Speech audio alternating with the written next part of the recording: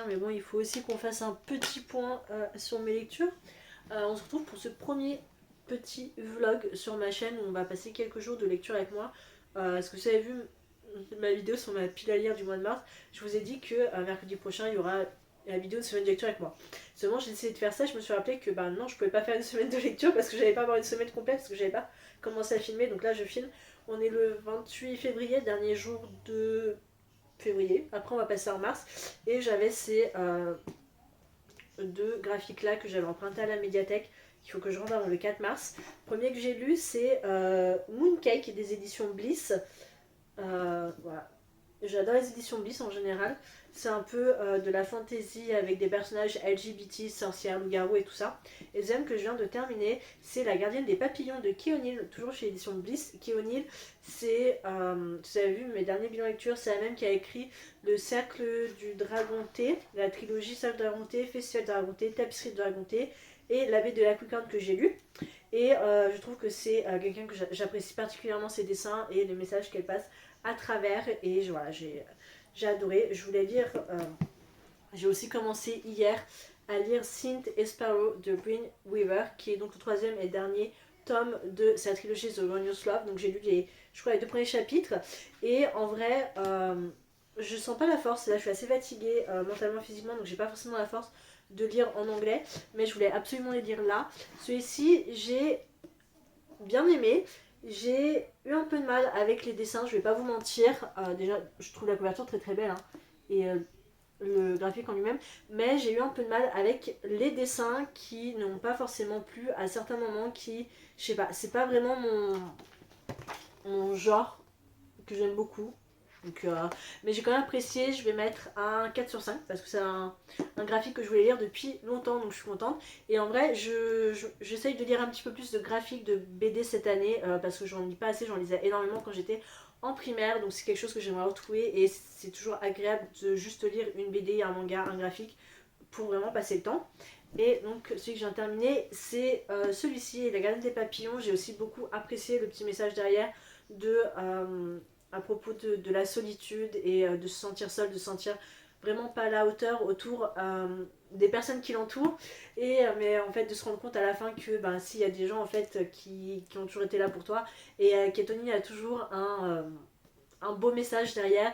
Et pareil, je vais mettre 4 parce que j'ai eu un peu de mal avec le dessin. Je sais pas, j'ai trouvé un chouïa différent des pages habituelles entre La Belle de la Coucarde et la trilogie du Cercle du Dragon T. Mais j'ai quand même beaucoup apprécié, j'ai bien aimé l'histoire qu'il y avait derrière, le côté un peu peuple de la nuit autour des papillons et de la magie de la lune et tout ça, ce qui est assez cool. Mais ouais, j'ai bien accroché, j'ai bien aimé ma lecture. Donc voilà, donc pour aujourd'hui, vendredi, dernier jour du mois de février, j'ai enfin complété mes lectures que je voulais. Donc je suis à un total de 10 ou 11 lectures au total, ce qui est plutôt pas mal. En vrai, donc je suis assez contente. Je vais pouvoir les déposer, je crois, demain à la médiathèque. Demain, je pense que je dirai peut-être plus le soir parce que avec ma soeur, on va manger chez notre papa. Donc ouais, on va pas être rentré avant une certaine heure, donc je pense que je dirai plus le soir. Évidemment, continuer Saint et Sparrow. Pour le moment, j'ai commencé, comme je vous l'ai dit hier, et c'est l'un des tomes que j'avais plus envie de lire parce que c'est l'histoire de Fionn et de, je sais pas comment on dit vraiment Fionn, F-I-O-N-N, Fionn Kane et de Rose, et j'aime beaucoup le côté assez cirque et tout ça, c'est assez intéressant. Évidemment, toujours ce qui est trigger warning à propos des choses assez gore et tout ça, et des scènes de smut qu'il va avoir. Mais non, franchement, j'ai bien aimé un peu le début et le fait qu'on ait vraiment un médecin, à part ces mots que nous taisons, que j'ai jamais lu autour de d'autres moments autour de la médecine. Donc c'est assez intéressant. Donc ouais, je pense que je continuerai demain.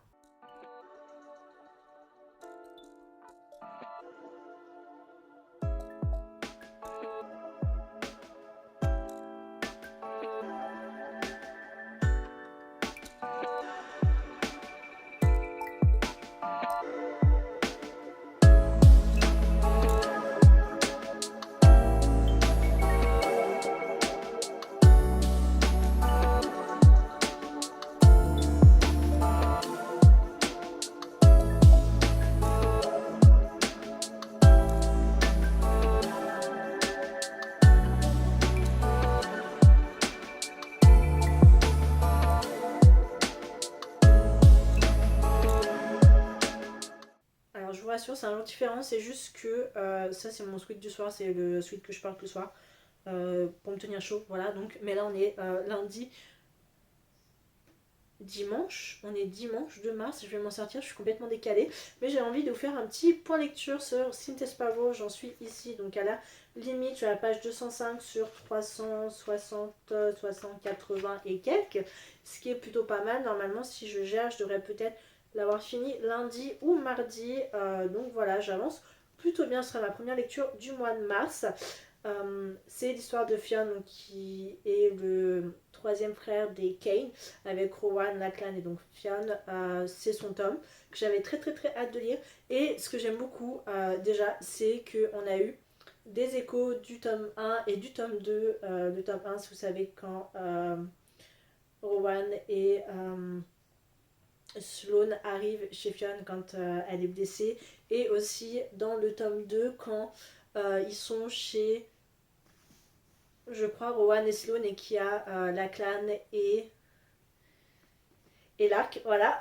Mais j'aime beaucoup les échos en fait et leur point de vue par rapport au tome 1 et au tome 2, ce qui est assez cool et ce qui donne un point nouveau sur les personnages. Mais en vrai, j'apprécie beaucoup plus ce tome là plutôt que le tome 2. Je sais pas, il y a toujours le côté un peu tueur, mais beaucoup beaucoup moins présent que dans le tome 1, et le tome 2 était presque pas du tout présent.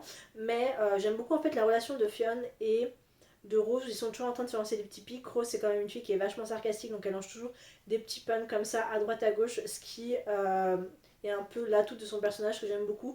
Mais franchement, la relation entre les deux est vachement bien. Évidemment, il y a du smut, c'est spicy, voilà, c'est comme les tomes précédents, mais j'aime beaucoup. Mon but, c'est vraiment que je termine soit demain, soit mardi, et après j'enchaînerai avec je ne sais pas quel livre, peut-être un livre en français pour alterner anglais et français, peut-être avec Witchwalker, ce serait pas mal. Mais bon, le but c'est que je continue ma lecture, et comme vous voyez, évidemment le vlog se passe dans la chambre parce que je ne suis pas à l'aise, confortable pour filmer dehors.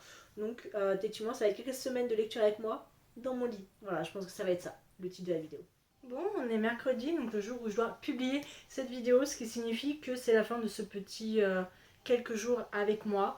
Voilà, ce petit vlog qui a, ma foi, été assez productif, mais pas autant, puisque j'ai quand même lu lundi, mardi, mais je n'ai pas filmé. Voilà, pour dire à quel point j'étais fatiguée et que j'ai aussi oublié. Mais pour faire le point, j'ai lu 2 romans graphiques, j'ai terminé un roman et j'en ai commencé un autre. Donc j'ai lu Mooncake en graphique, que j'ai mis 4 étoiles. J'ai lu La gardienne des papillons, encore un graphique que j'ai mis 4 étoiles. J'ai terminé mardi Cynthia et Sparrow de Bring River, qui est donc, je redis, le 3e et dernier tome de sa trilogie The Lone Slope, que j'ai beaucoup beaucoup aimé.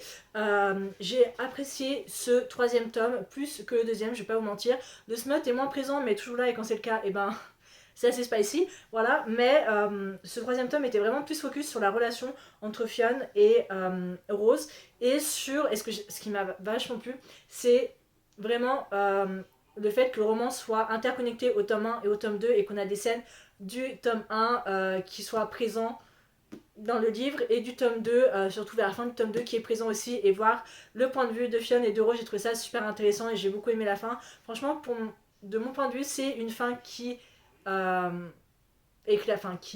qui donne la fin, voilà, à la trilogie. Je pense pas qu'on aura forcément une suite, ou d'autres romans peut-être à l'occasion d'ici quelques années, enfin où ça va se passer peut-être dans quelques années avec leurs enfants, je ne sais pas trop.